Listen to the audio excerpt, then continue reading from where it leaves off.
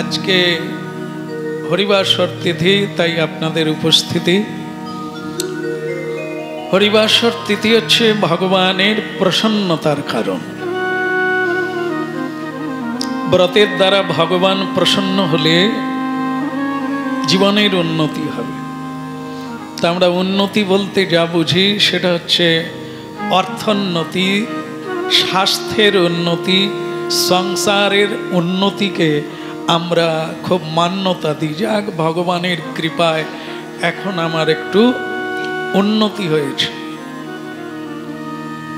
কিন্তু আধ্যাত্মিক তত্ত্ব এর উল্টোটা বলে, একে উন্নতি বলে না। উন্নতি হচ্ছে আধ্যাত্মিকতায় উন্নতি। ঈশ্বর তত্ত্ব জ্ঞাত হওয়াই হচ্ছে জীবনের উন্নতি। কারণ বাকি কোনো জিনিসই আমাদের সহায়তা করে না। অর্থ অনর্থ আনে, সঞ্চয় বাসনা জাগে, বৈভব বৃদ্ধি করার ইচ্ছে জাগে। দৈহিক স্বাস্থ্য মানসিক চঞ্চলতা আনে। আর এ জগতের প্রভূতপূর্ব উন্নতিকে আমরা যখন উন্নতি বলি তখন সেটা অবনতি।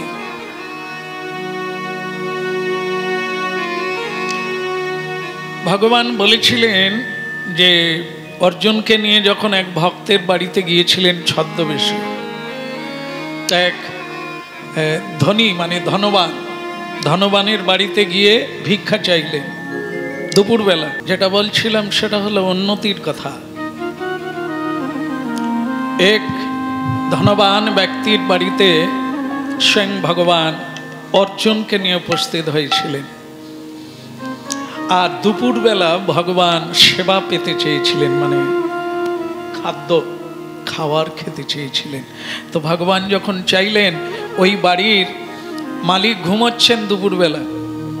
যেরকম সবাই এখন তো দুপুরবেলা মানে বিশাল প্রখর রৌদ্রতাপ, সব জানালা দরজা বন্ধ করে দিয়ে ঘুমিয়ে গেল। যদি কোনো অতিথি আসে, কাঙাল আসে, বৈষ্ণব আসে, তখন কি হবে? যে গেটে থাকবে চাকর বা ভৃত্য, সেও বিরক্তি হবে। একটু ঘুমাবো, তারও শান্তি নাই। দুপুরবেলা ভক্ত এসে গেল, আর মালিক বলে দিয়েছে দুপুরবেলা আমাকে ডাকবি না, কেউ এলে বলে দিবি অন্য দিন দেখা হবে। বলো রাধে রাধে।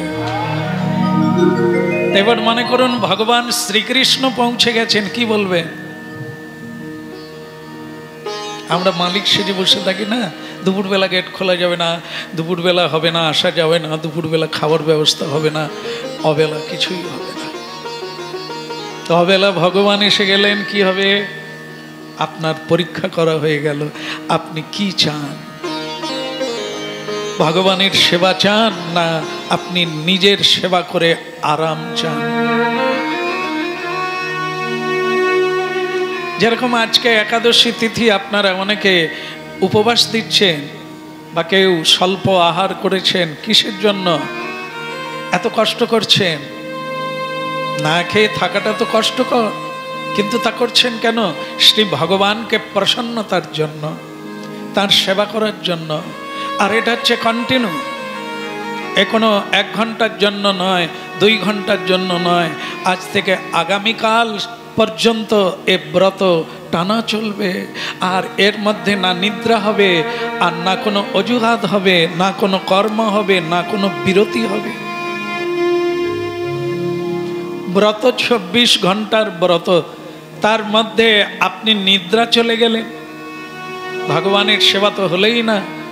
আবার আপনি সংসারের কিছু কর্ম করছেন, সেখানে ভগবানের চিন্তন হচ্ছেই না। তা আমরা এরকম অখণ্ড ব্রত করতে পারি না। খণ্ড ব্রত অর্থাৎ অল্প সময়ের জন্য ব্রত করি, তাও মনোযোগ সহকারে করতে পারি না। তাই জন্য ভগবত কৃপা থেকে আমরা সহজেই নিজেরাই বঞ্চিত আছি। কারণ আমরা এক অজ্ঞানতার কারণে এটি হচ্ছে, সেটা হচ্ছে আমরা জানি যে ভগবান শ্রীকৃষ্ণ হচ্ছে গৌণ। গৌণ মানে অনেক পরে লাইনে আছে, সর্বাগ্রের সামনে দাঁড়িয়ে আছে সংসার, আমার ভবিষ্যৎ, এগুলোকে আগে ঠিক করতে হবে, তারপর সময় থাকলে শ্রীকৃষ্ণ ভজন করো বা না করো, না করলেও চলে। তা আমাদের ধারণা যত এই নিকৃষ্ট পর্যায়ে থাকবে শ্রীকৃষ্ণ কৃপা থেকে বঞ্চিত হতে হবে। আর সংসারে যেগুলোকে উন্নতি বলি, এগুলো যে অবনতি, সেগুলি প্রজ্ঞাবান জ্ঞানী ছাড়া এগুলো ধরতে পারবে না। মূর্খ ব্যক্তি এগুলি ধরতে পারে না। ডাক্তারের কাছে ছুটে, ডাক্তারবাবু আমার হাত কাঁপে কেন? তো যার হাত কাঁপে তিনি জানেন না, কে জানে? বিশেষজ্ঞ বৈদ্য ডাক্তার জানে কি কারণে হাত কাঁপছে। তাই এগুলি মূর্খ মানুষ জানেন না। পণ্ডিত, প্রচেতা এবং কৃষ্ণ অনুশীলনকারী অনুভব সিদ্ধ ভক্তরাই জানেন, তাদেরকেও বৌদ্ধ বলা হয়, সাধু বৈদ্য। এখানে আম জনতা, সর্বসাধারণের প্রয়োজন হয় না। যারা জানতে চাইবেন তাদের জন্য স্কুল খোলা আছে, স্কুলে গিয়ে পড়তে হবে। চেম্বার খোলা আছে, ডাক্তারের কাছে গিয়ে রোগ দেখাতে হবে। ডাক্তার রাস্তায় ঘোরে না, শিক্ষক রাস্তায় ঘোরে না, তিনিও স্কুলে বসে আছেন। ছাত্র ভর্তি হতে হবে, শিক্ষা শুরু।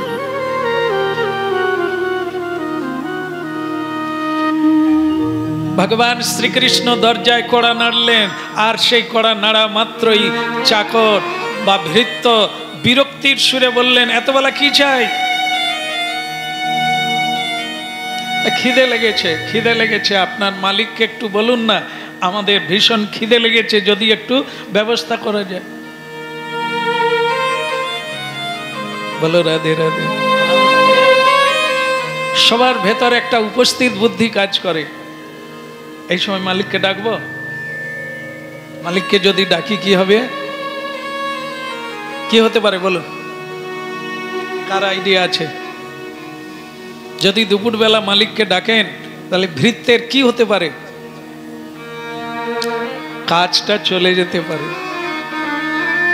কারণ মালিক রেগে গিয়ে বলবে যে তুমি কাজ পাও না, আমাকে দুপুরবেলা আমার বিশ্রামে ব্যাঘাত করলে।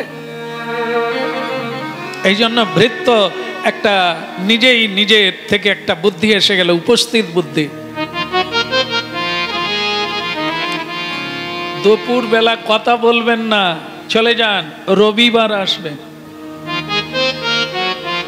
রবিবার ছুটির দিন, ওই দিন আসবেন, খেতে পাবেন, মালিক থাকবে, ওই দিন আসবেন।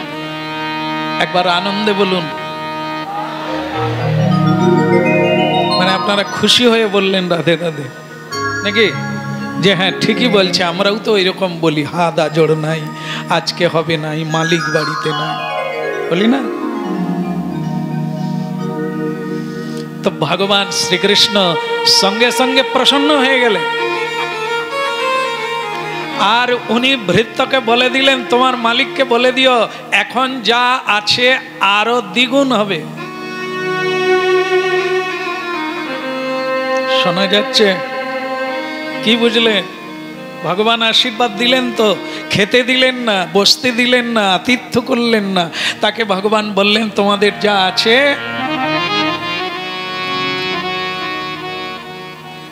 আরো দ্বিগুণ হোক। কিসের উন্নতি হলো? এই তো ভগবান কি বললেন, এখন যা আছে, মানে এখন জমিদারির হালে চলছে, এটা আরো বৃদ্ধি হোক। আমরা তো এটাই চাই, ভগবানের কৃপায় ভগবান আমার দিকে মুখ তুলে চেয়েছেন, এখন আমাদের আর সে অভাবটা। এখন আমাদের আগে ভাঙা বাড়িতে ছিলাম, এখন আমরা বাড়ি বানিয়েছি, অনেক কিছু হয়েছে। তাই আমরা এখন ভগবানের কৃপায় আমাদের উন্নতি। ভগবানও বললেন তোমাদের এখন যা আছে এটা দ্বিগুণ হয়ে যাক। আর সেই দিনই একজন বুড়িমাকে তার বাড়িতে দুধ খেয়ে, এক গ্লাস দুধ খেয়ে ভগবান তাকে আশীর্বাদ করে দিলেন তোমার গরু মরে যাক। কি ব্যাপার হলো? দু রকমের আশীর্বাদ হলো। যে সেবা দিল না, তাচ্ছিল্য করলো, অবজ্ঞা করলো, তাকে ভগবান কি বললেন? তোমার দ্বিগুণ হোক। আর যিনি শ্রদ্ধা চিত্তে আতিথ্য দিলেন, ভগবানের সেবা করলেন, তিনি খুবই দরিদ্র। ওই শুধু একটা গাভী ছিল, সেটা দুগ্ধ দিত, তার উপরেই গোবিন্দ সেবা চলত। আর স্বয়ং ভগবান তাকে কি বললেন, কি আশীর্বাদ দিলেন? তোমার গরুটা, গাভীটা মরে যাক। আনন্দে বলুন রাধে রাধে। এরকম আশীর্বাদ যদি ভগবান করে, আপনারা কি করবেন? মালা খুলে ফেলবেন, মন্ত্র জপ ভুলে যাবেন, বাদ দিয়ে দেবেন, প্রণাম বাদ দিয়ে দেবেন। আরে কি করলো? ভগবানের কৃপায় কোথায় উন্নতি হবে, কি আমার অবনতি হয়ে গেল? এবার দেখুন, আমরা যাকে উন্নতি বলি, অর্থোন্নতি। যখন আমি ভগবানের সেবা পূজা করলাম, বৈষ্ণব সেবা দিলাম, তখন আমার উন্নতি হচ্ছে, অর্থ এসে যাচ্ছে, তার মানে আমি খুব প্রসন্ন হলাম, ভগবান কৃপা করছেন। তাহলে কি যিনি খেতে দিলেন না, বসতে দিলেন না, তাকে ভগবান দ্বিগুণ বললেন? সেটাও অর্জুন প্রশ্ন করেছিলেন, প্রভু এটা আপনার কিরকম আশীর্বাদ, ওকে আপনি কি দিলেন? ওকে এরকম আশীর্বাদ করলেন কেন, দ্বিগুণ হোক? বলে ওকে এরকমই দিলাম, এখন যেমন মানসিক অবনতি আছে, আধ্যাত্মিক অবনতি আছে, আছে বলেই অতিথি সেবা দিল না। অতিথি স্বরূপে নারায়ণ। গৃহস্থ জীবের ভজন লাগবে না, সাধন লাগবে না, যদি অতিথি বৈষ্ণবীর সেবা দিতে পারে। সেটা তো পারলই না। আর ভগবান তাকে কিরকম দিলেন? আরো দূরে সরিয়ে দিলেন। এখন যেরকম আছে আরো দ্বিগুণ হোক, আরো গুরু বৈষ্ণব সাধু সন্ত ভগবত তত্ত্ব থেকে আরো দূরে চলে যাও। তুমি যা চাইছো সেটাই প্রাপ্ত হয়ে যাও। আরো অর্থ উন্নতি হোক পর্যাপ্ত পরিমাণে, আর শ্রী ভগবান থেকে তুমি সরে যাও। আমরা যাকে উন্নতি বলছি, ভগবান তাকে অবনতি বলছে। অর্জুন এই রহস্য বুঝতে পারছিলেন না, এখন পেরে গেলেন ভগবানের কৃপায়, যে ওর অবনতি হলো, ওর মতি আরো দুর্মতি হয়ে গেল। আর অর্জুন প্রশ্ন রাখলেন যে তাহলে বুড়িমার আপনি গাভীটা তাকে নষ্ট করে দিলেন কেন? ভগবান শ্রীকৃষ্ণ বললেন, ওই বুড়িমার একটাই অহংকার ছিল, আমার বলতে ওই শব্দটাই ছিল যে আমার একটা গাভী আছে। অর্জুন, আগামীকাল একবার ওই বুড়িমার কাছে আসো, বুড়িমাকে জিজ্ঞাসা করো, বুড়িমা তোমার কিসে সংসার চলে? বুড়িমা বলবেন গোবিন্দের কৃপায় চলে, আমার বলতে কিচ্ছু। হরি বল, হরি বল, হরি বল।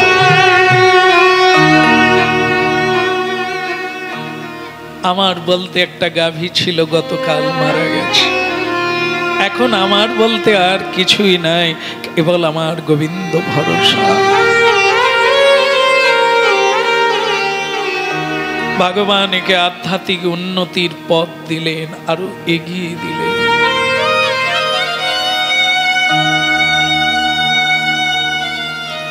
এই জন্য ভগবান যাকে কৃপা করেন, বহু প্রকারে তার বিঘ্ন ঘটে, জড় জগতের অবনতি ঘটে। সেটা হচ্ছে সাধক জীবনে এগিয়ে যাবার পথ।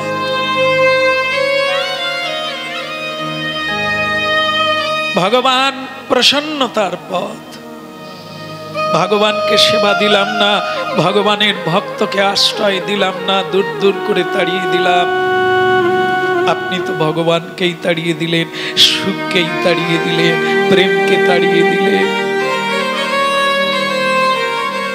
এই জন্য আধ্যাত্মিক তত্ত্ব তো পথ দেখায়, আর আধ্যাত্মিক তত্ত্ব ব্যতিরেকে সব পথ ভুলিয়ে দেয়। জড় জাগতিক মানব জাগতিক বস্তু আর এ জগৎ সব মায়া প্রপঞ্চ। এ থেকে রেহাই পাওয়ার একমাত্র পন্থা হচ্ছে সাধু সঙ্গ। সাধু সঙ্গে হৃদয়ে বৈরাগ্য জাগে, সাধু সঙ্গে হৃদয়ে বিষয়ে অতৃষ্ণা জাগে। কৃষ্ণ প্রেমের উদয় হয় বৈষ্ণব সঙ্গে। বৈষ্ণব সঙ্গেতে মন আনন্দিত,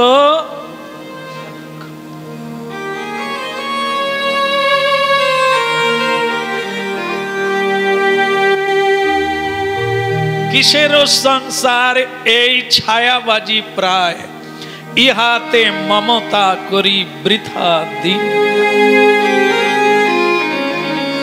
আমার জীবনের পরিশ্রমের অর্থ পরমার্থে লাগাই না, গোবিন্দ সেবায় লাগাই না, সৎ কাজে লাগাই না। যারা কৃষ্ণ বলে না, অন্যায় করে, মিথ্যা অত্যাচার করে, আমরা তাদের সেবা যত্ন সহকারে করি। আর আমরা তাদের সঙ্গে যুক্ত হয়ে যাই এবং এই জন্য আমরা তাদের দুঃখে দুঃখী বেড়ে যাই। তারা যখন হাসে আমি হাসি, তারা যখন আমাকে কটু কথা বলে আমি তখন আঘাত পেয়ে বসে বসে কাঁদি। এ দেহ পতন হলে কি রবে আমার, কেহ সুখ নাহি দেবে পুত্র পরিবার।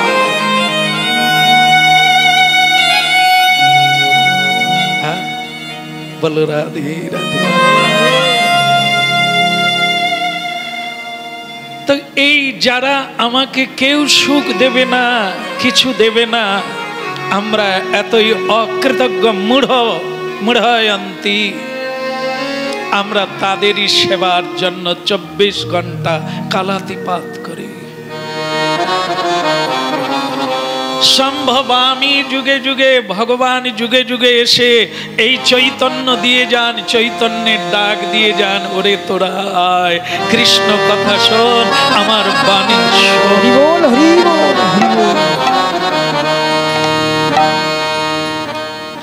রাধা কৃষ্ণ বল বল বল রে সবাই, কৃষ্ণ বল বল বল রে সবাই। একবারে রাধা কৃষ্ণ বল বল বল রে সবাই, কৃষ্ণ বল বল বল রে সবাই। এই শিক্ষা দিয়া সকল দিয়া, এই শিক্ষা দিয়া সকল দিয়া, এই শিক্ষা দিয়া সকল দিয়া, এই শিক্ষা দিয়া সকল দিয়া। ফিরছে নেচে আমার গৌরলিতা, ফিরছে নেচে আমার গৌরলিতা। কি ভজন! রাধা কৃষ্ণ বলাবার জন্য নিতাই গৌর রাস্তায় রাস্তায় ঘুরে বেড়াচ্ছে, সাধু সন্তের হৃদয়কে আশ্রয় করে ডেকে বেড়াচ্ছে, ওরে তোরা বল একবার হানি। রাধা কৃষ্ণ বল বলি রে সবাই,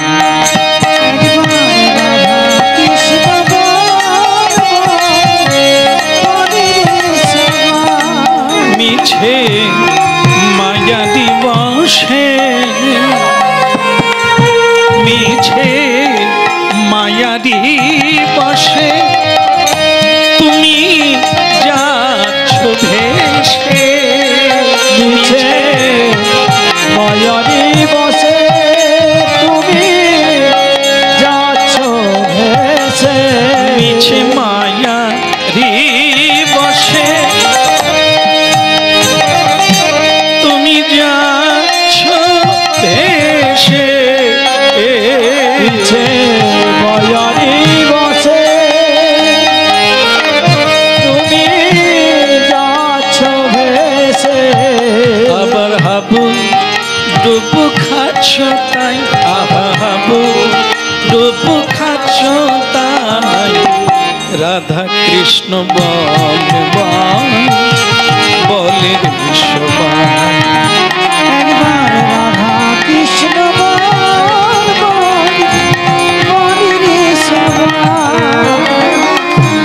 জীবী কৃষ্ণ দান এই তো বিষয়, জীবী কৃষ্ণ এই তো জীবী কৃষ্ণ দান এই তো বিষয়, জীবী কৃষ্ণ এই তো করলে তো আর দুঃখ নাই, করলে তো আর দুঃখ নাই, রাধা কৃষ্ণ বল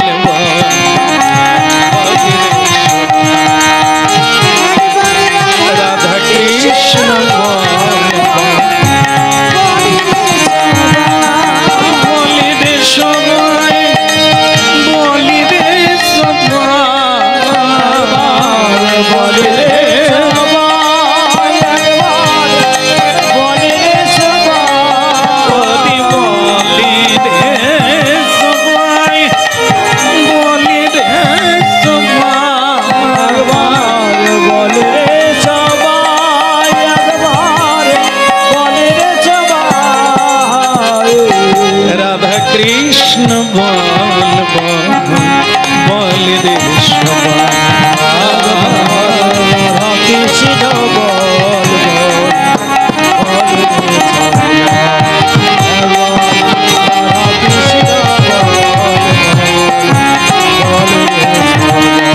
বলে রে সবাই, বলি রে সবাই, বলে রে সবাই,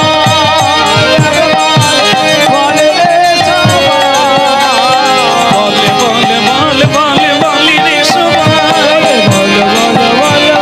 বলে রে সবাই, বলে বলে বলে বলে বলি রে সবাই, বলে রে সবাই, রাধা কৃষ্ণ বল বলি রে সবাই, কৃষ্ণ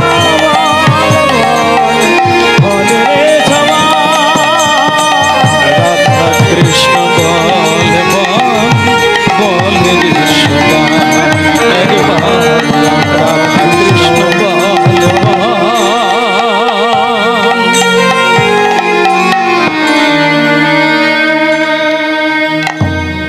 বল রাধে রাধে। এই জন্য সব সময় জীব যতদিন না আধ্যাত্মিক চেতনায় আসবে ততদিন হাজার চেষ্টা করার পরেও সে সুখ ছিনিয়ে আনতে পারবে না। কারণটি অতি সরল, কি শ্রীকৃষ্ণ কথা ব্যতি রেখে সব কথা সব বস্তু নশ্বর, প্রাপ্তিতে আনন্দ, তার ক্ষয়ে দুঃখ। এ সংসারে সব বস্তু প্রাপ্তিতে সুখ হয়, কিন্তু পরবর্তীকালে সেটাই দুঃখের কারণ। এই জন্য পণ্ডিত ব্যক্তি আর জ্ঞাত ব্যক্তি সব সময় আধ্যাত্মিক উন্নতির কথা চিন্তা করেন। যত আধ্যাত্মিক উন্নতি হবে আপনি তত প্রফুল্লিত হবে। আর না হলে আপনি যদি এ জগতের কোন বস্তুর উপরে আশা রাখেন, ওটা প্রাপ্তি হলে আমি সুখী হব, তা আপনি গ্যারেন্টি যুক্ত জেনে রাখবেন যে ওর দ্বারাই আপনি দুঃখী হবেন। বলো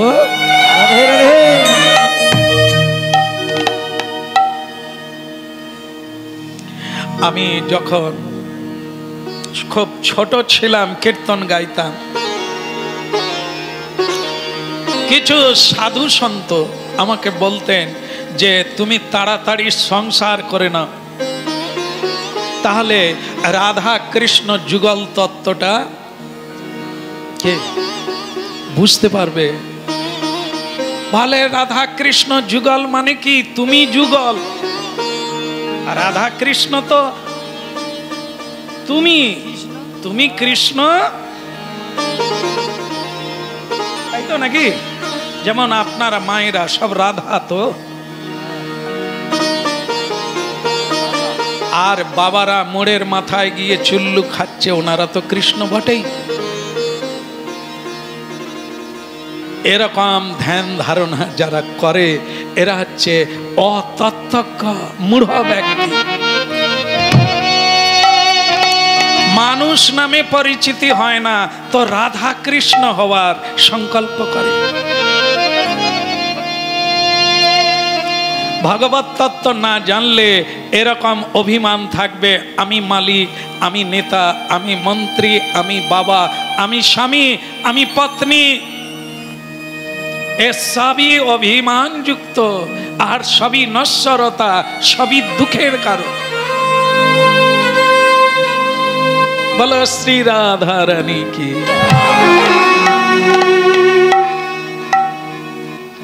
ভগবান শ্রীকৃষ্ণ পরিচালনায় কুরুক্ষেত্রে যুদ্ধ হয়ে গেল।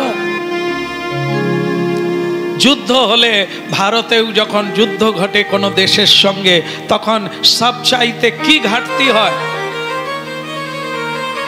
অর্থ ঘাটতি হয়, অর্থের অপচয় হয় যুদ্ধ করতে গিয়ে।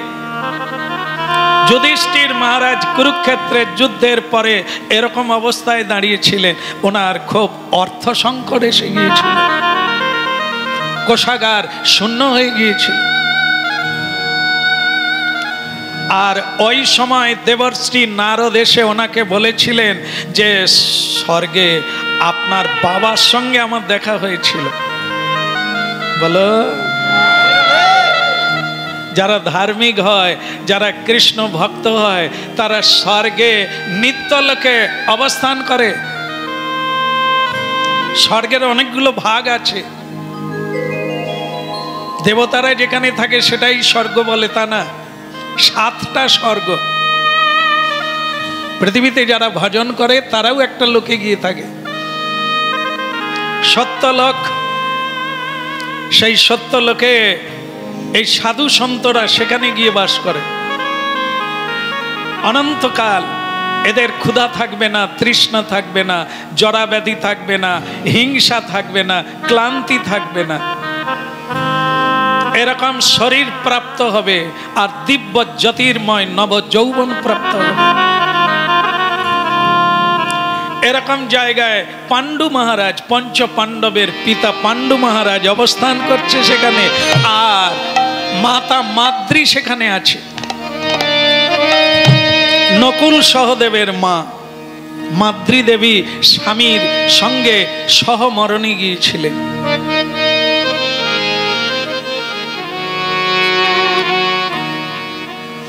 তো সেখানে আছেন, নারদ ঋষি বললেন তোমার পিতার সঙ্গে আমার দেখা হয়েছিল হে যুধিষ্ঠির মহারাজ।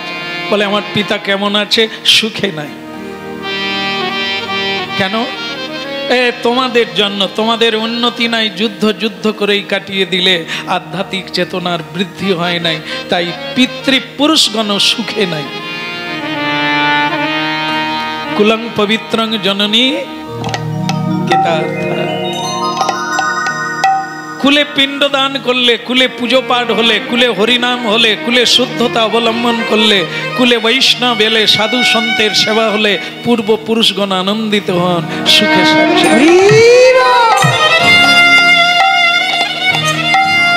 কেন না পিতৃতর্পণ আগে করতে হয় যে কোনো ধর্ম অনুষ্ঠান করতে গেলে। পিতৃপুরুষকে পিণ্ড দান করতে হয়, তাদের কিছু না কিছু দান করতে হয়, তাকে বলা হয় শ্রাদ্ধ। নান্দীমুখী শ্রাদ্ধ, মাঙ্গলিক শ্রাদ্ধ। নান্দীমুখ মানে মাঙ্গলিক। যে কোনো কর্মের আগে মাঙ্গলিক অনুষ্ঠান করতে হয়। অনুষ্ঠানের আগে, অনুষ্ঠানের আগে যে অনুষ্ঠান তাকে নান্দীমুখী বলা হয়। তো সেই শ্রাদ্ধ পিতৃপুরুষের জন্য বা তাদের উদ্দেশ্যে করা হয়ে থাকে, তাদের আশীর্বাদ ঝরে পড়ে। হে পাণ্ডু পুত্রগণ, তোমাদের পিতা সুখে নাই, কারণ তোমরা সাধুগুরু বৈষ্ণবের সেবা দাও না। অচিরেই তা করো, রাজসূয় যজ্ঞ করো। যজ্ঞ মানে কি? যজ্ঞ মানে অতিথি সেবা, যজ্ঞ মানে দেবতার সেবা, যজ্ঞ মানে বৈষ্ণবের সেবা, যজ্ঞ মানে যজ্ঞেশ্বর ভগবানের সেবা।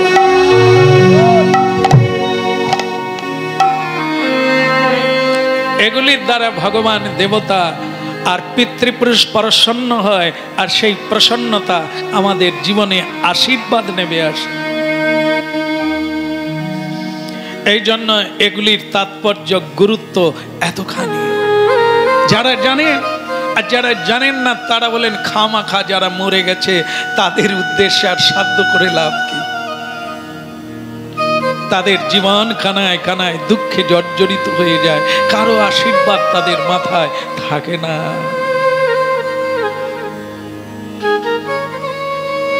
যে কিছু অনুষ্ঠানের মাধ্যম হলো আশীর্বাদ প্রাপ্ত হওয়া, মানুষের সঙ্গে মিলিত হওয়া, সংযোগ হওয়া, আনন্দ হওয়া।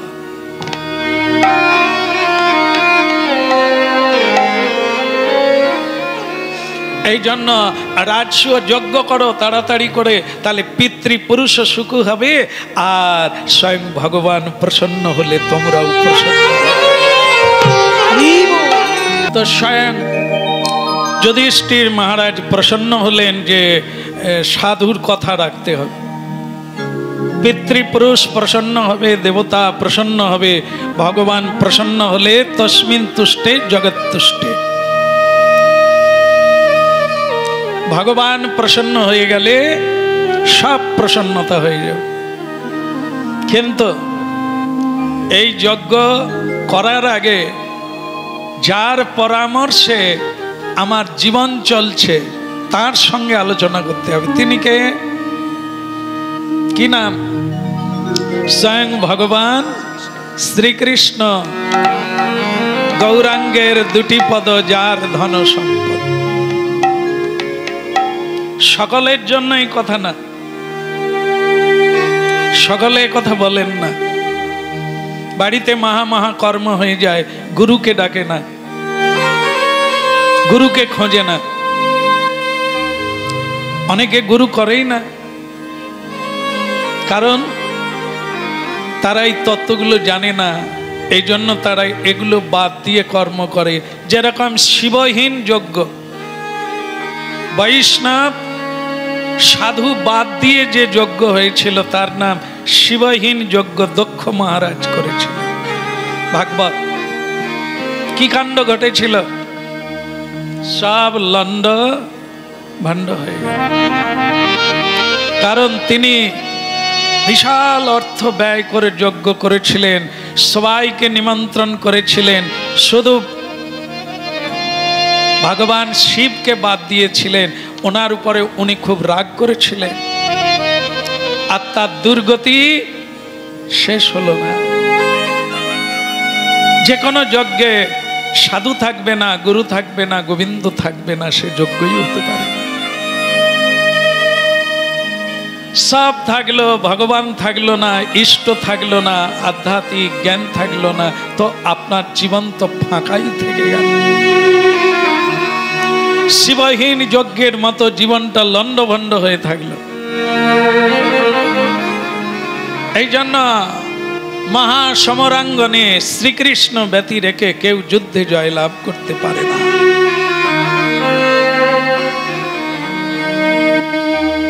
আমি ওনার সঙ্গে পরামর্শ করব, ওনাকে আমন্ত্রণ পাঠাতে হবে। ভগবান তখন দ্বারকায় আছেন, লোক পাঠিয়ে দিলেন আমার কথা বলবেন। উনি যেন অচিরেই একবার আসেন কৃপা করে। আমি এই কারণে ওনাকে ডেকেছি, সেই বার্তাটাও জানিয়ে দিলেন দূতের হাত দিয়ে। দূত চলে গেল দ্বারকায়। দ্বারকায় যেই চলে গেলেন পত্র পাঠ পূর্বক এই তত্ত্বটা জানার পরেই ভগবান শ্রীকৃষ্ণ উৎসাহিত হয়ে গেলেন। আর কাল বিলম্ব করলেন না, সঙ্গে সঙ্গে উনি যুধিষ্ঠির মহারাজের রাজপ্রাসাদে আসার জন্য ব্যস্ত হয়ে গেলেন। রুক্মিণী দেবী মহিষীরা বললেন, প্রভু এতদিন পরে এলেন, আর যুদ্ধ শেষ করে অনেক দিন পরে আপনি এলেন, আবার এখনই রওনা হবেন?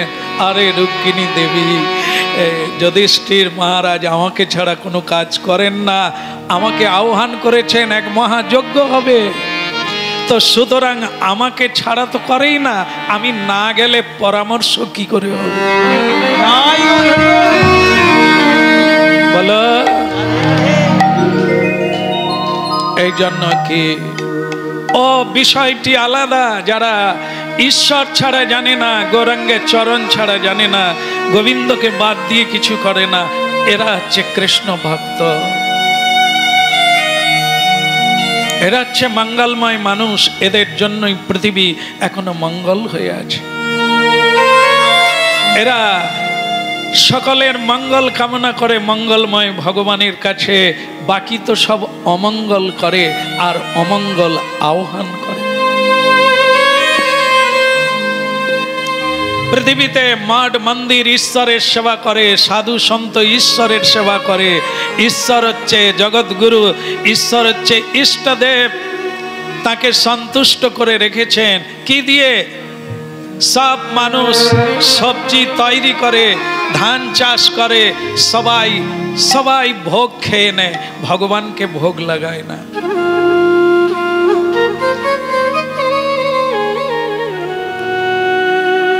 আজকে সবাই ভগবান ভগবান করছেন, হে ভগবান বৃষ্টি কবে নামবে? বলো রাধে রাধে। অন্য কিছুর বেলা ভগবানকে স্মরণ করে না, আর যখন বিপদে পড়ে, হে ভগবান বৃষ্টি কবে নামবে? কোনো সরকার বলতে পারে না। আমরা সরকারের কথা শুনি, হ্যাঁ, যে কোনো একটা পার্টি করি আর খুব যত্নবান হই, ফ্যামিলি শুদ্ধ পার্টিতে চলে যাই। হ্যাঁ, আজকে হরিনাম হবে, বলে না না আজকে পার্টির মিটিং আছে। বলো, পাঠিয়ে রাধে রাধে বল।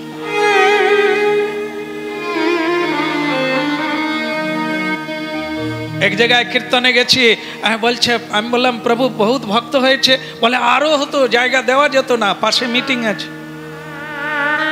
আরে মিটিং এর লোক আলাদা, কৃষ্ণ ভক্ত আলাদা। না না, সাধারণ সবাইকে যেতেই হবে, কারণ কেউ ঘর নিয়েছে, কেউ গম খেয়েছে, 2 টাকা চাল খেয়েছে, না গেলে হবে না বলেছে, যেতেই হবে। নাম লেখা আছে, ঘরে ঘরে লোক চলে আসবে, যায়নি কেন? বলে ওই তো গেছে, আমারে কর্তা গেছে। বলে তুমি যাওনি কেন? বলে আচ্ছা তাহলে আমি শাড়িটা বদলে আসি, যাচ্ছি। তুমি হলে হবে না, বৌমাকেও যেতে হবে। প্রেম সে বলো। আজকে বৃষ্টি নামছে না, সরকারকে বলো একটু বৃষ্টির ব্যবস্থা করো। সরকারও হাঁপাই করছে প্রচার করতে গিয়ে, হা বাতাস হা বাতাস, হা জল করছে। সরকার তো আর সরকার নয়, মানুষ। ভগবান কেন এরকম করেন? এই কারণে করেন, বৃষ্টি কি হবে? মানুষ তো আমাকে শুধু বৃষ্টির সময় চায়, যখন বৃষ্টি দিলাম, চাষ হয়ে গেল, সবজি হয়ে গেল, সকলেই ছেলে মেয়েকে নিয়ে খেয়ে নেয়, আমার কথা কে ভাবে? বলো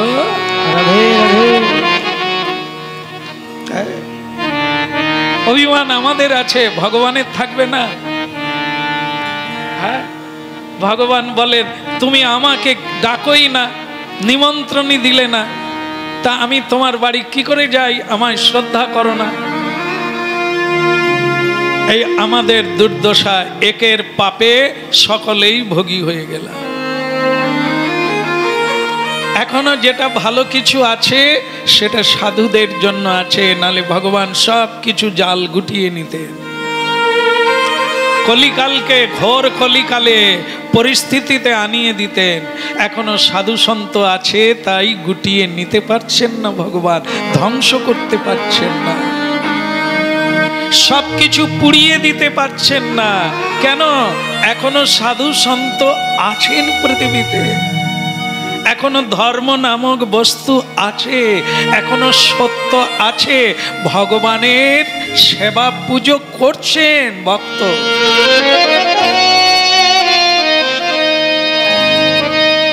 কেউ গড়ে, কেউ ভাঙে, কেউ লালন করে, কেউ হরণ করে, কেউ খুন করে, আর কেউ রক্ষা করে।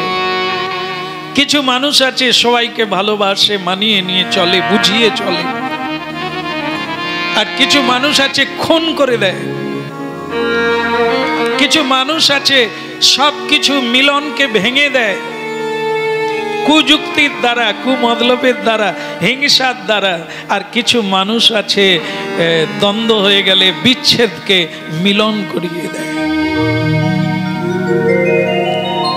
এই জন্য কি সাধু সন্ত এক জায়গায় সবাইকে আহ্বান করে আর হাত তুলে হরিবোল বলতে বলে।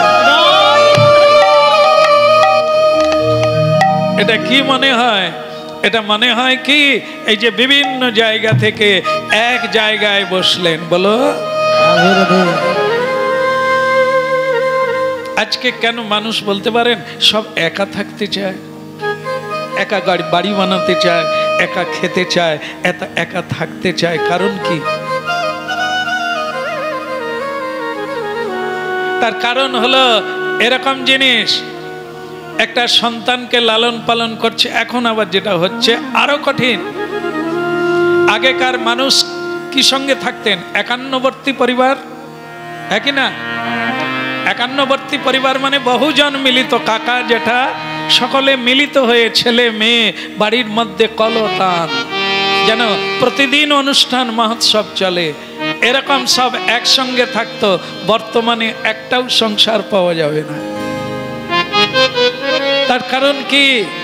নিজেরা কোনোদিন বহুর সঙ্গে মিলিত হলো না, এই জন্য বহুর সঙ্গে থাকার স্বাদটাই প্রাপ্ত হলো না। ছেলে মেয়েদেরকে কোনো গোষ্ঠীর সঙ্গে যেতে দিচ্ছে না, একসঙ্গে বহুর সঙ্গে খেলতে দিচ্ছে না, থাকতে দিচ্ছে না। পড়ো, সে একা একা থাকতে শিক্ষা হয়ে যাচ্ছে। একা পড়ো, বহুর সঙ্গেও পড়বে না, বহুর সঙ্গে থাকবে না, খেলবে না, সে একা থাকার অভ্যাস হয়ে গেল। খেলা মানে কি? বহুর সঙ্গে থাকার অভ্যাস করা, এক ফ্যামিলির মধ্যে বহুর সঙ্গে অ্যাডজাস্ট করে নেওয়া। এই গুণগুলো মানুষের ভেতর থেকে হারিয়ে যাচ্ছে। একটা মেয়েকে এরকম করে পালন করলো, সে মেয়েটা যে বাড়িতেই যাবে, সে তার বাড়ির যদি বাবা মাকে দেখতে পায়, শ্বশুর শাশুড়ি ননদিকে আর দেওরকে দেখতে পায়, সে বলবে এত লোকের রান্না আমি করতে পারবো না, আমার কিরকম ময়লা হয়ে যাচ্ছে, মুখটা কালি পড়ে যাচ্ছে, আমি এত লোকের রান্না করতে। কেন বললো এটা? কারণ ও যে বাড়িতে মানুষ হয়েছে, একটা কেবল ওই কি বলে, একটা রুমের মধ্যে মানুষ হয়েছে, না দাদু ছিল, না দিদা ছিল, না ঠাকুমা ছিল, এরকম মানুষ হয়েছে। তাই কোনো বাড়িতে বহুজন লোক দেখলে ওর ভয় লেগে যায়। বলো এ দেখেন কত ক্ষতি করতে করতে কোন জায়গায় এসে পৌঁছে গেল। আজকে যার বাড়িতে বিয়ে হবে সে বলছে আর কি বিয়ে করব, তোরা মালা বদল করে চলে আয়, হ্যাঁ ওই চন্ডালদের মতো ওই নিয়ে থেকে যা। নির্লজ্জ পিতা মাতা সব অনুষ্ঠানকে চুলোয় তুলে দিচ্ছে। আর কুকুর শৃগালের মতো অশ্লীল জীবন যাপন করছে, অভদ্র জীবন যাপন করছে, কোনো আদর্শ নাই। এগুলি সব নিজের পায়ে নিজেরাই কুড়োল মারছে। এই জন্য পিতামাতা বয়স হয়ে গেলে ছেলে বৌমাও একসঙ্গে থাকতে চায় না। এসব জঞ্জাল দূরে করে দাও। কে করেছে? কে চালু করেছে? আমরাই করেছি। এ ভগ্ন সংসার আমরাই বানিয়েছি, ভেঙে দিয়েছি সবকিছু। মেরুদণ্ডহীন কোন সন্তানকে পর উপকার করতে দিই না, ওদিকে যাবি না। নিজের খেয়ে পরের বাস, কার্পণ্য দোষ ঢুকে গেল। সে কাউকে সাহায্য করলো না, তাকেও কেউ সাহায্য করতে এলো না। একা একা বিয়ে হচ্ছে, একা একা খাচ্ছে, একা একা বেলুন উড়াচ্ছে। কোনো আনন্দ নাই, কোনো প্রেম নাই, শুধু ঝগড়া। দুদিন পরেই শুধু দ্বন্দ্ব, শুধু হিসেব, কোনো বেহিসেবি বেপরোয়া আনন্দ নাই। মহাপ্রভু সেটা কি করলেন?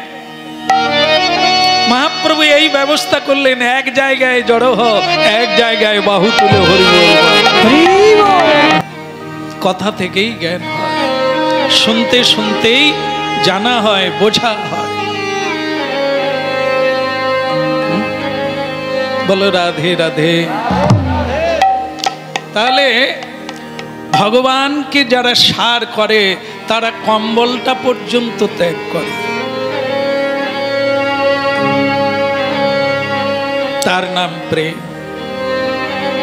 নিজের জন্য ভক্ত কিছু চায় না, ভগবানকে সুখী করে।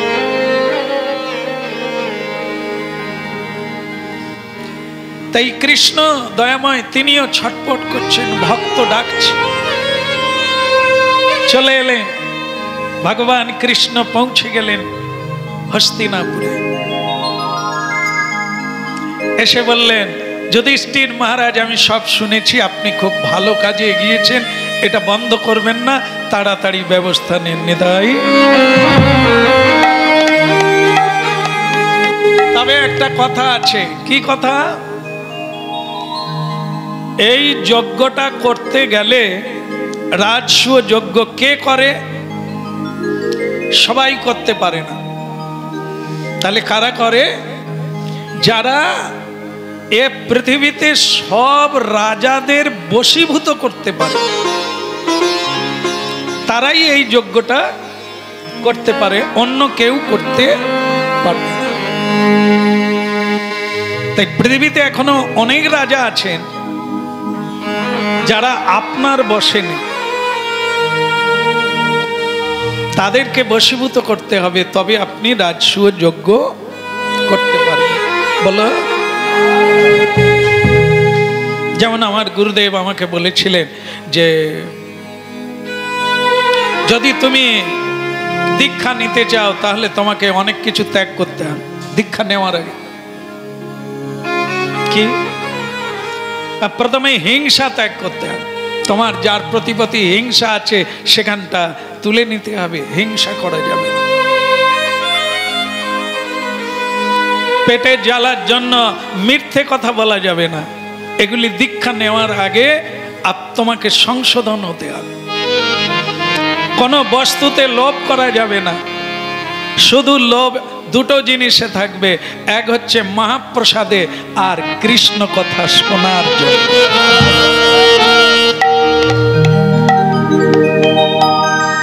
এই জন্য দেখেন না, লালা বাবু যখন দীক্ষা নিতে চাইলেন তাকে কি বলেছিলেন? যার সঙ্গে মামলা আছে আগে তুলে নিতে হবে। সেই মামলা না তুলে নিলে তোমার দীক্ষা মন্ত্র প্রাপ্ত হওয়া যাবে না। এই জন্য আমরা মনে করি যে দীক্ষা নিলাম আর আগে যেরকম ছিলাম সেরকম থেকে যাব, কিছু করার লাগবে না। তাহলে ওই গাছ বেঁচে থাকবে, কিন্তু তাতে ফুলও আসবে না আর ফলও আসবে না। ভগবান শ্রীকৃষ্ণ বললেন আগে রাজাদের বশীভূত করতে হবে, তাদেরকে পরাজয় করতে হবে, তবে আপনি রাজসূয় যজ্ঞ করতে পারবেন। রাধে কৃষ্ণ গোবিন্দ গোপাল বল, রাধা রমন হরি কৃষ্ণ কৃষ্ণ বল রাধে।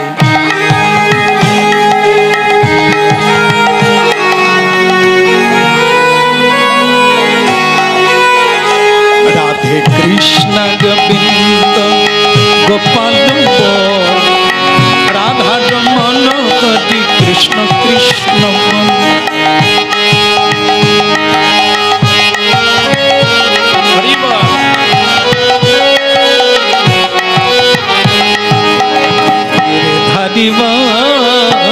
গোবর্ধন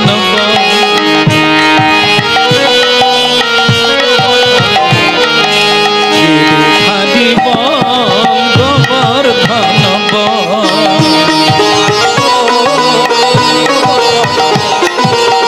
রাধা রমন হরি কৃষ্ণ কৃষ্ণ বল।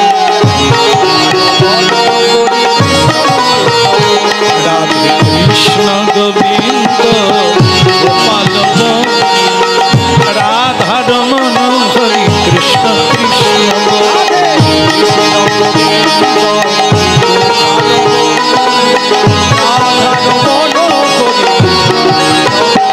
একবার রাধে রাধে বল, কৃষ্ণ কৃষ্ণ বল। একবার রাধে রাধে বল, কৃষ্ণ কৃষ্ণ বল। রাধে কৃষ্ণ গোবিন্দ গোপাল বল, রাধা রমন হরি কৃষ্ণ কৃষ্ণ বল।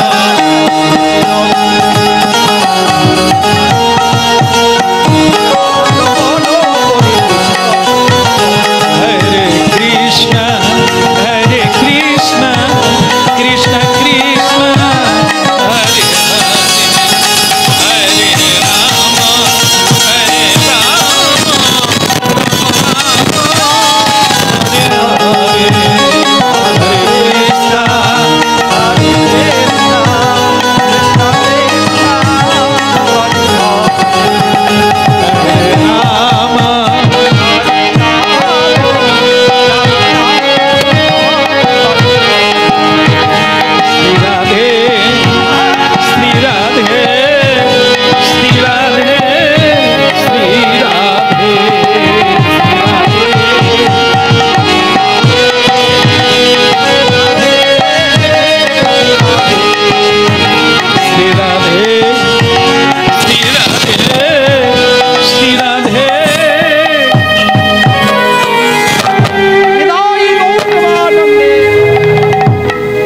বলো রাধে রাধে। তো ভগবান শ্রীকৃষ্ণ বললেন আগে বশীভূত করো। সব চাইতে একজন রাজা আছে, তার নাম হচ্ছে জরাসন্ধ।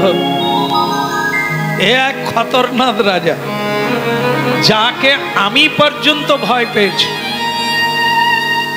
এই জায়গাটায় যুধিষ্ঠির মহারাজের সব চাইতে নার্ভাসিটি এসে গেল, মানে ভয় এসে গেল। স্বয়ং ভগবান বলছেন ওই রাজাকে আমি পর্যন্ত ভয় পাই।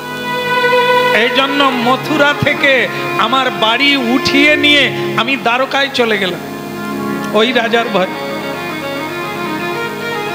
কৃষ্ণ যদি ভয় পায় তাহলে যুধিষ্ঠির মহারাজার কথা থাকবে, দরকার নেই বাবা আমি চলে যাই।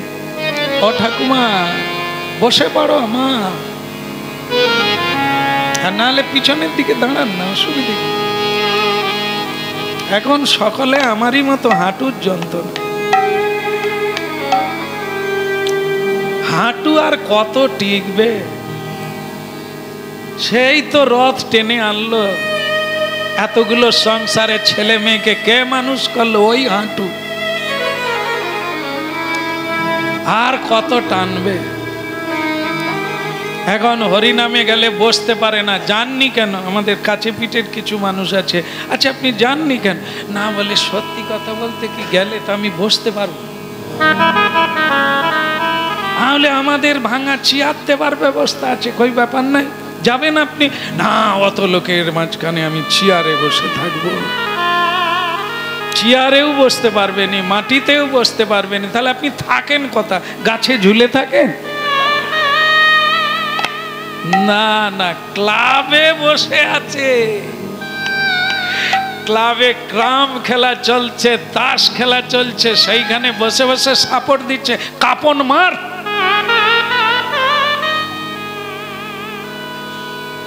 আমি কি এমনি ঘুরি রে বাপ? এগুলো তো দেখি, তারা শুধু হরি নামে বসতে পারে না, বাকি সব জায়গায় বসে। তাস খেলা তো চেয়ারে হয় না, ওই বৃদ্ধ তখন বসে পড়ে। প্রেম সে বলো।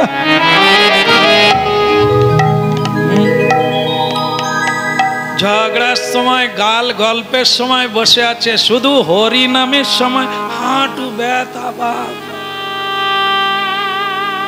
যত অজুহাত শুধু ধর্মের বেলা, যেন আপনি হরিনাম শুনলে আমার উন্নতি হয়ে যাবে। বলো রাধে রাধে।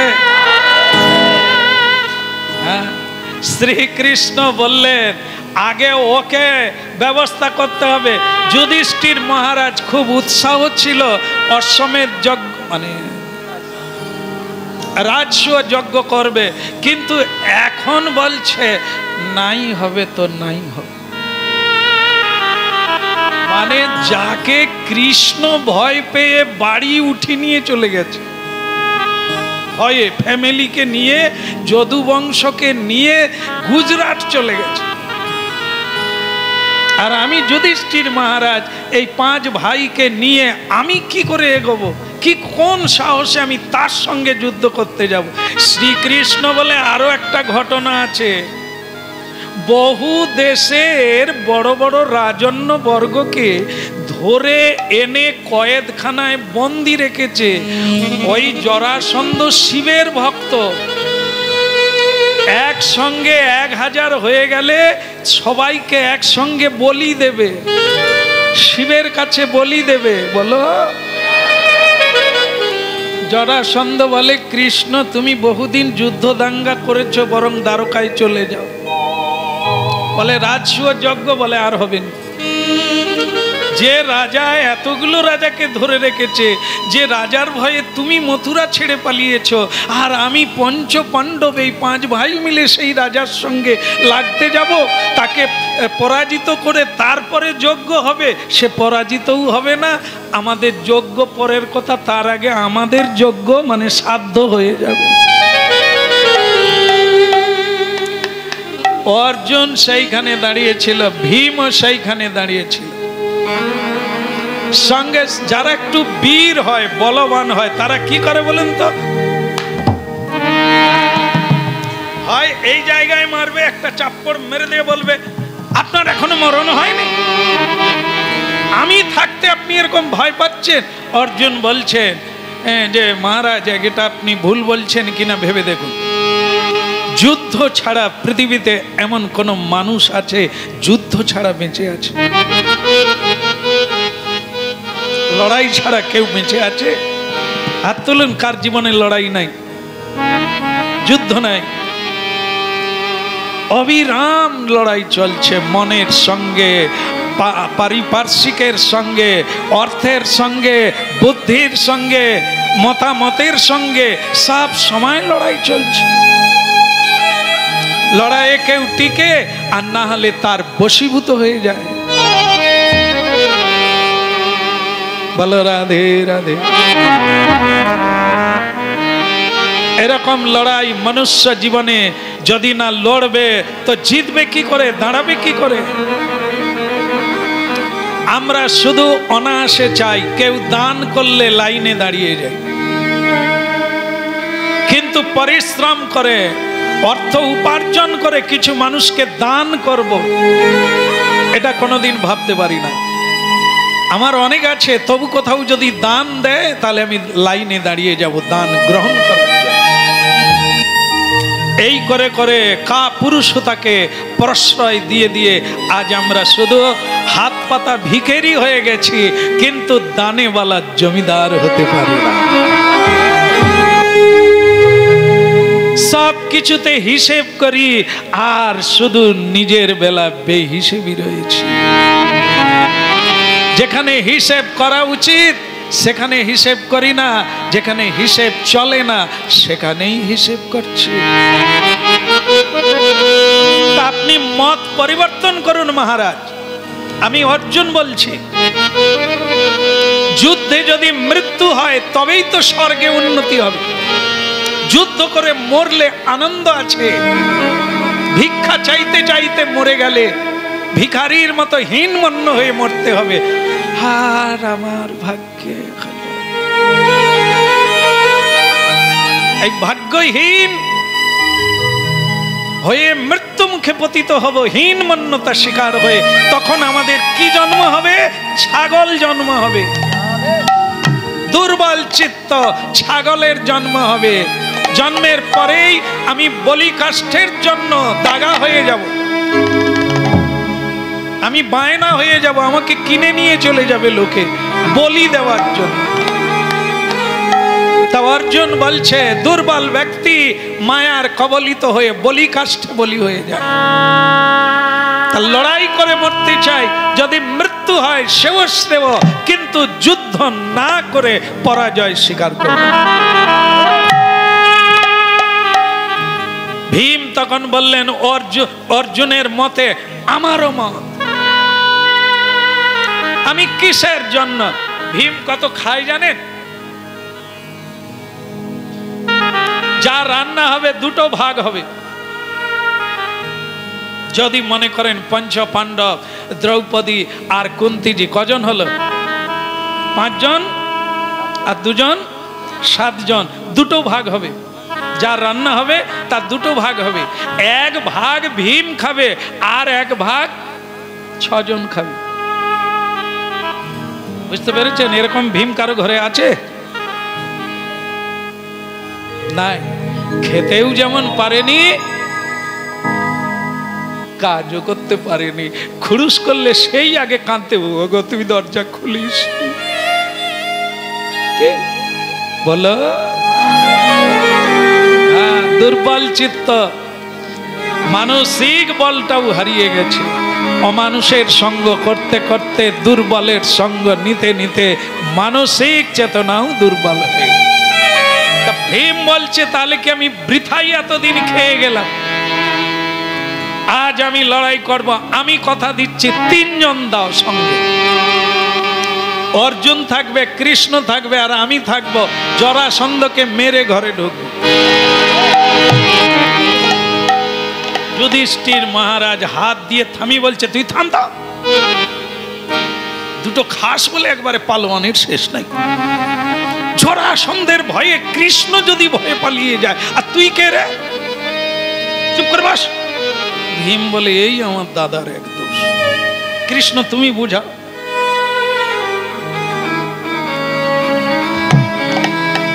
মানে বলবান লোক তো চুপচাপ থাকতে পারে না, ছটপট। দাদার উপরে কিছু করতেও পারবে না, আর আস্ফালন ছাড়তেও চুলের মুঠি ধরে দিয়ে দিত।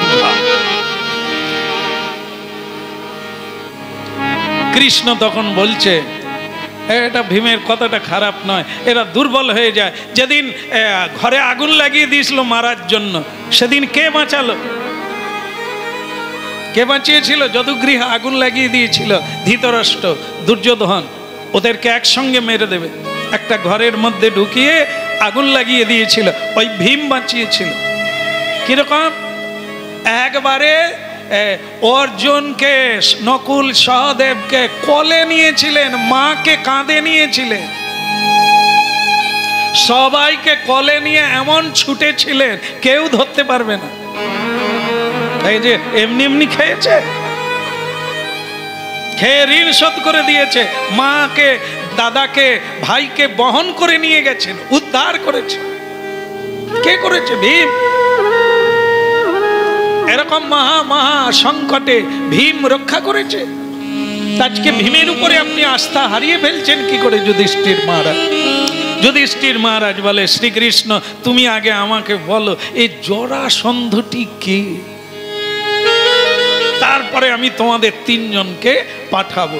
ভগবান কৃষ্ণ বলে জরাসন্ধ মানে জোড়া লাগানো, দুটো বাচ্চা এক জায়গায় হয়ে একজন হয়েছে, এই জন্য তার নাম জরা। জরা জরা সন্ধ মানে জয়েন্ট হয়েছে, আর জরা মানে এক রাক্ষসীর নাম জরা। বৃহদ্রথ মানে জরাসন্ধের বাবার নাম হচ্ছে বৃহদ্রথ। তা সে আবার কাশীরাজের দুই কন্যাকে বিয়ে করেছিলেন, যমজ কন্যা, দুই বোনকে বিয়ে করেছিলেন। বলো,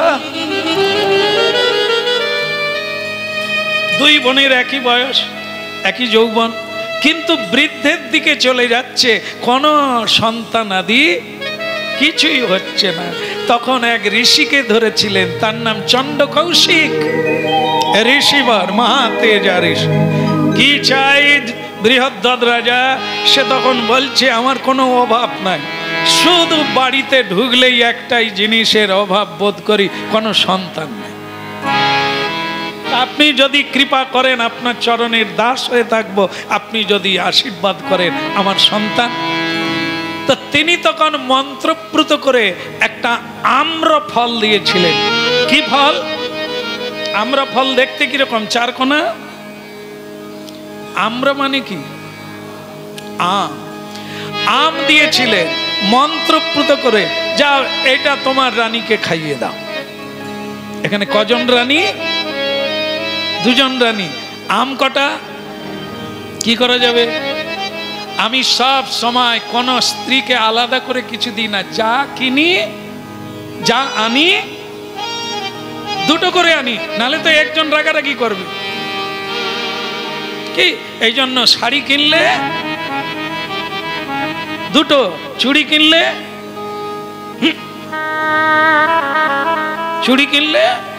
চারটা কিনি, নুপুর কিনলে সব আমি এরকম করে সমান সমান কিনি। এখন ছেলে হবে কার? একটা। তো রাজা তখন ঠিক করলো এখানেও ভাগ করব। আম ফল কেটে দুই রানীকে সমান ভাগে দিয়ে দিলেন, যাও খেয়ে নাও, তোমাদের বাচ্চা হবে, মা হবে তোমরা। জোরসে বলুন, আনন্দে বলুন। এতদিন হওয়ার কথা নয়, হবে একটু আনন্দ হবে। তা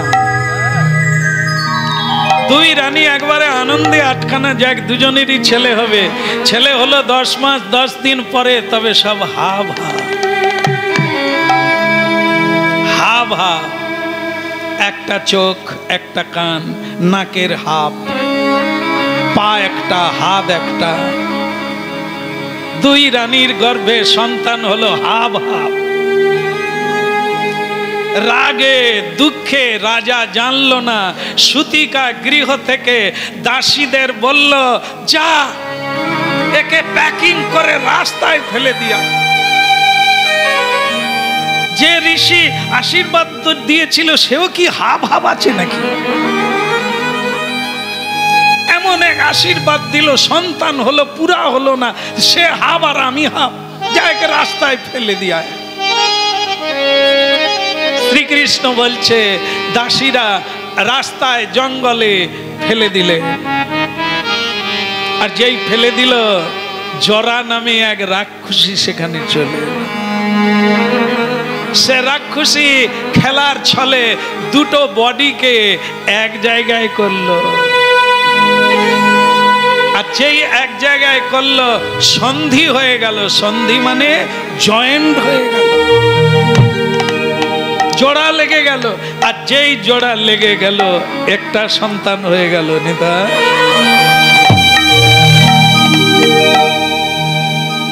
শ্রীকৃষ্ণ জরাসন্ধের জন্ম বৃত্তান্ত বললেন। কি করে জরাসন্ধ হলো? ওই রাক্ষসীর নাম ছিল জরা।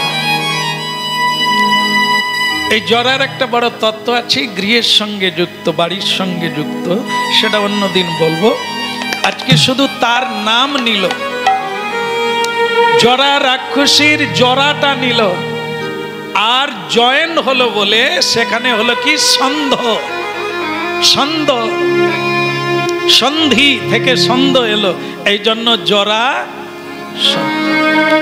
বিকট চিৎকার করে কাঁদতে লাগলো, ভয়ঙ্কর শব্দ করে উঠল, সবাই জেগে গেল, রাজা জেগে গেল, কি ব্যাপার হলো, এত চিৎকার কে করে? তখন সেই জরা রাক্ষসী সন্তানটিকে এনে বললেন, মহারাজ এ আপনারই সন্তান, হাব হাব হয়েছিল তাই একে রাস্তায় ফেলে দিয়েছিল, আমি এর জয়েন করে দিয়েছি, এখন আপনার সন্তান আপনি পালন করুন। সেই রাজা জরাসন্ধকে পালন। ঋষির আশীর্বাদ পুষ্ট সন্তান, তাই অমোঘ শক্তিধর, ভীষণ শক্তিশালী, মহাবীর এবং বুদ্ধিমান, যুদ্ধে কৌশলী, সংসার নিপুণা, লক্ষ লক্ষ সৈন্য সামন্ত নিয়ে যুদ্ধ করেন, যা পৃথিবীতে তার সমকক্ষ কেউ নেই। এই জন্য কি ইনি এত বড় শক্তিশালী হয়ে গেলেন, কেউ তার কাছে জিতে উঠতে পারে না, স্বয়ং শ্রীকৃষ্ণ পর্যন্ত। এই জন্য সেই জরাসন্ধকে না বধ করলে আপনার রাজসূয় যজ্ঞ হবে না। জরাসন্ধের এই জন্ম বৃত্তান্ত শুনে যুধিষ্ঠির মহারাজ বললেন, অর্জুন না থাকলে আমি বাঁচবো কি করে, এই নির্ঘাত ফিরবে না, ভীম আমার প্রাণের ভাই, এ যদি যায় এ আর ফিরবে না, তার সঙ্গে কেউ পেরে উঠে না, তা আমার ভাইরা গিয়ে কি করবে? কৃষ্ণ এ যাওয়ার দরকার নাই, রাজসূয় যজ্ঞেরও দরকার নাই, দিব্যি আছি, দু মেয়েটা খাচ্ছি, ওই মেয়েটা যে গান গাইলো চাই না মাগো।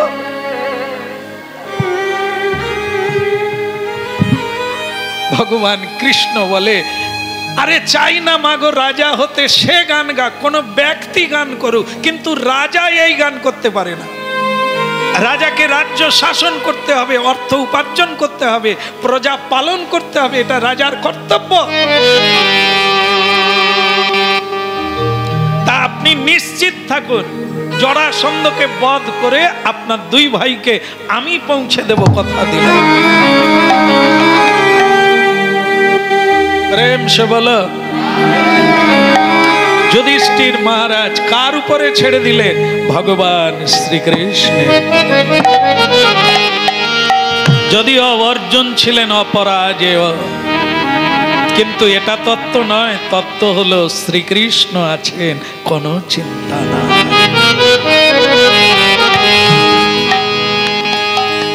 শ্রীকৃষ্ণ কৌশলী, তিনজনের তিনটে গুণ। শ্রীকৃষ্ণ হচ্ছেন কৌশলী, মানে খুব বুদ্ধিমান। কোন কৌশলে কি করতে হবে এটি ভগবান শ্রীকৃষ্ণ খুব ভালো জানেন। আর ভীম ছিলেন বলবান, ও কাজে লাগবে সংসারে, বলবানেরও কাজ আছে, বুদ্ধিমানেরও কাজ আছে। আর অর্জুন ছিলেন খুব বুদ্ধিমান, যুদ্ধে নিপুণ। এই দুজনকে পরিচালনা করবেন ভগবান শ্রীকৃষ্ণ। সেই উদ্দেশ্য নিয়ে ছেড়ে দিলে সংসারী জীব পদে পদে জয় লাভ করতে চাইলে শ্রীকৃষ্ণের সঙ্গে সব কিছু দিয়ে দিতে হবে। সব কিছু শ্রীকৃষ্ণ চরণারবিন্দে সমর্পণ করে দিলে আপনার শুধু জীবন জয় জয়কার হয়ে যাবে, জয় জয়কার হয়ে যাবে, কোথাও পড়ে। চলে গেলেন ব্রাহ্মণের বেশ ধারণ করে, জরাসন্ধের প্রাসাদে প্রবেশ করে গেলেন নিষিদ্ধ দ্বার দিয়ে, যেটা সম্মুখে ছিল না, পিছন দরজা দিয়ে স্বয়ং ভগবান তিনজন ঢুকে গেলেন রাজপ্রাসাদে। সকালবেলা স্নান করে জরাসন্ধ ফুল তুলছেন, ভগবানের পুজো করবেন। শিবের পুজো করবেন, সেই সময় উপস্থিত হয়ে গেলেন তিনজন। ব্রাহ্মণের বেশ দেখে জরাসন্ধ মাথা নিচু করে প্রণাম করলেন। তাহলে দেখেন পুরাকাল থেকে একাল পর্যন্ত ব্রাহ্মণদের শ্রদ্ধা করতে হয়। ব্রাহ্মণ্যদে যারা বেদ অধ্যয়ন করে, ভগবানের পুজো পাঠ করে, মানুষের হিত কামনা করে, এতাদৃশ ব্যক্তিকে ব্রাহ্মণ বলা হয়। সেই ব্রাহ্মণ চিরকাল নমস্য, তারা জগতের হিত কল্যাণের জন্য শাস্ত্র পাঠ এবং প্রচার করে। জরাসন্ধ খল প্রবৃত্তি রাজা, কিন্তু ধর্ম মানে, ব্রাহ্মণ মানে। তাই ব্রাহ্মণ দর্শন করে তিনি প্রণাম করলেন, কিন্তু প্রণাম করার পরে বলছেন, গায়ে চন্দন দেখছি, মালাও দেখছি, কিন্তু তোমরা যে ব্রাহ্মণ নয় তারও লক্ষণ বোঝা যাচ্ছে। বলে রাধে রাধে। আচ্ছা, এরকম করে কারা? এরকম কারা করে? আমার দেখালে লজ্জা পায়, তো আমাদের সেসব জিনিস নাই।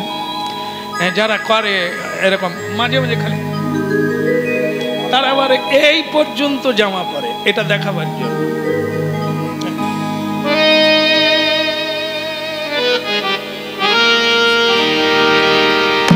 তো সেই ভীমের বলিষ্ঠ দেহ, তার তো এই যে পেশি উঁচু হয়ে আছে, এখানে এখানে সে দেখলেই বোঝা যাবে একে পালোয়ান, এ কুস্তি লড়ে। কিন্তু ব্রাহ্মণের মতো সাদা কাপড় পরে মালা চন্দন পরেছেন, যেন ব্রাহ্মণ ঢুকে গেছে। ব্রাহ্মণ কিরকম হয়? ব্রাহ্মণ হচ্ছে শান্ত দান্ত, কুলীন, পণ্ডিত, জ্ঞানী, ধীর, প্রজ্ঞা, ক্ষমাশীল ব্যক্তি। এরকম ব্যক্তি নয়। চলে তো সেই ব্রাহ্মণ এরকম উশৃঙ্খল। অর্জুন গান্ডীব ধরে ধরে, এই যে গান্ডীব টান দিলে না,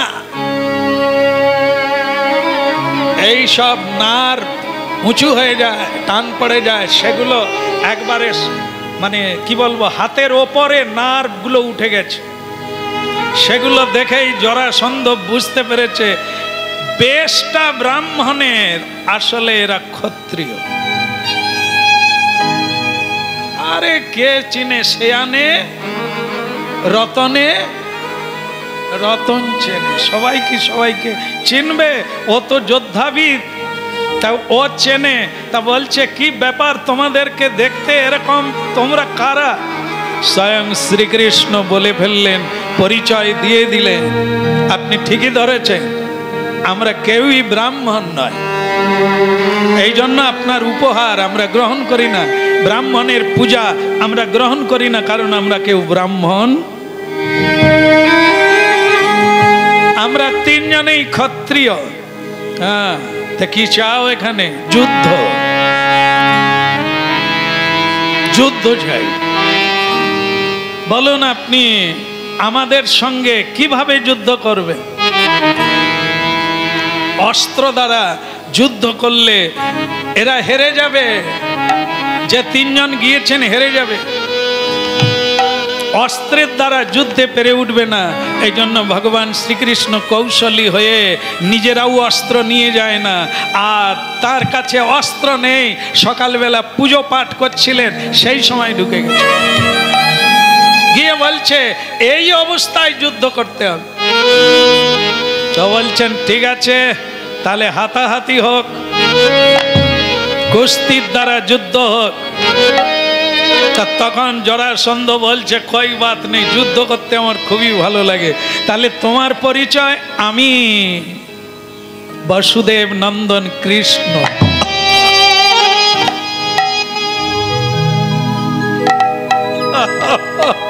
আরে তুমি সেই কৃষ্ণ, তুমি আমার ভয়ে পালিয়ে গেছো। তোমার আজকে সাহস হলো কি করে, একবার আমার গড়ে ঢুকে গেছো? হ্যাঁ, তোমার ভয় নাই? আমি সেই জরাসন্ধ, যে আমার ভয়ে তোমাকে পালিয়ে যেতে হয়েছে। তুমি আমার জামাইকে মেরেছ, আমি তোমার টিকি অনেকদিন খুঁজে বেড়াচ্ছি। ওনার জামাইয়ের নাম আপনি জানেন? বাবা, আপনারা ওই জ্ঞাতি ভাই হন নাকি?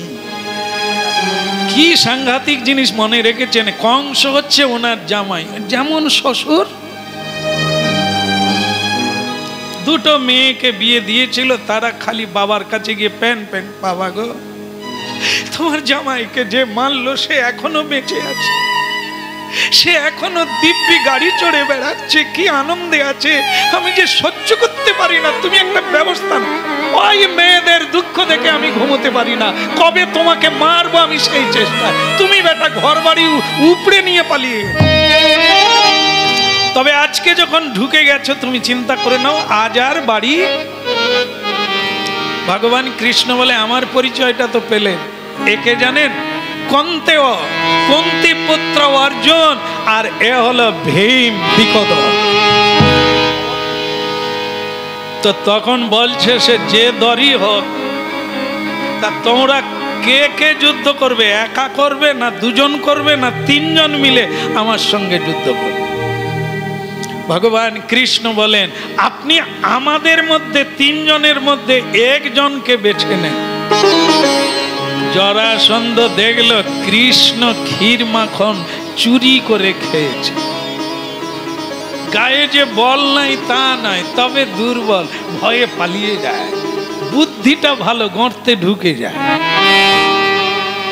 কথা দিয়ে ঢুকে কথা দিয়ে বেড়ায়, আজ পর্যন্ত খুঁজে পায়নি বলে বেটা বেঁচে আছে, কিন্তু যুদ্ধে পারাঙ্গত নয়। তো এ দুর্বল ব্যক্তির সঙ্গে আমি যুদ্ধ করলে লোকে কি বল? আর এ অর্জুন এ ধনুর্বাণ মারতে ভালো পারে, না হলে দ্রৌপদীকে বিয়ে করলো কি করে? কারণ সেখানে আমিও ছিলাম বিয়ের দিনে। দ্রৌপদীর যখন স্বয়ংবর সভা হয়, এই প্রবল পরাক্রান্ত জরাসন্ধও সেখানে ছিল।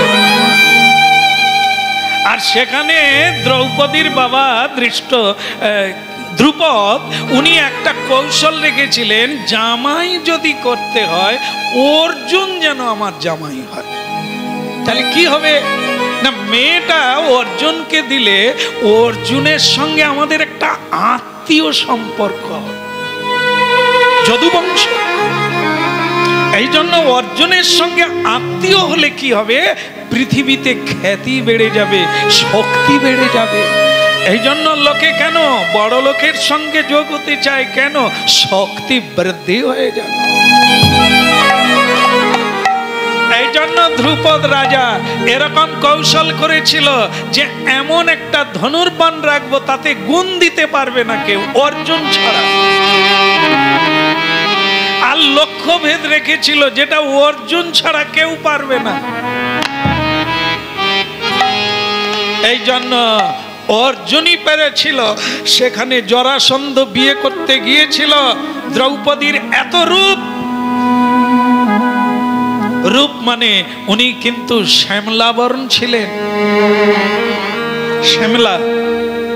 হ্যাঁ, তো সেই শ্যামলাবরণ, কিন্তু এত সুন্দরী, এত গায়ের সৌগন্ধ পদ্মাগন্ধা, এত তার গুণপনা, এত তিনি ভাগ্যবতী, অজনী সম্ভবা। এই জন্য তাকে দেবতারাও বিয়ে করতে চেয়েছিলেন, কিন্তু কারো ভাগ্যে হলো না। জরাসন্ধ গিয়েছিলেন সেখানে, হয়নি, পারেনি গুণ দিতে ধনুর্বাণে। তা সেদিন এই অর্জুন এ ধনুর্বাণে খ্যাতি আছে, কিন্তু হাতাহাতিতে পারবে না। এ ভীম, তোমার সঙ্গেই হোক। ভীমের সঙ্গে যুদ্ধ লেগেছিল, কতদিন যুদ্ধ হয়েছিল ইয়ত্তানে, কেউ হারে না। সে একবার পড়ে তো এ একবার পড়ে, একবার হারে তো একবার, কেউ কাউকে মারতে পারে না। শেষকালে ভগবান কৃষ্ণ কৌশলী কেন গল্পটা বলেছিল, জরাসন্ধের জন্মটা কিরকম, তা কৃষ্ণ বললেন যখন জরাসন্ধ 18 দিন পরে না খেয়ে যুদ্ধ হচ্ছে, 18 দিন পরে জরাসন্ধ একটু যেন ক্লান্ত মনে হলো। আর রাজনীতিতে আছে ক্লান্ত ব্যক্তিকে প্রহার করবেন। তাই ও ভীম সরে যাচ্ছে, মারছেন না। ভগবান কৃষ্ণ বললেন, ভীম এই সময়ে মারো, না হলে তোমার সাধ্য নাই ওকে পরাজিত করার। এই সময়েই মারো, এই সময়েই মারো। কি দেখালো? কারণ এ জোড়া লাগানো আছে, টান দিলেই খুলে যাবে। নিতাই সব সময় সকলের মনে থাকে না, যেটা কৃষ্ণের আছে সেটা ভীমের মনে নাই। গল্পটা আগে বলেছে, জন্ম কি করে হয়েছে।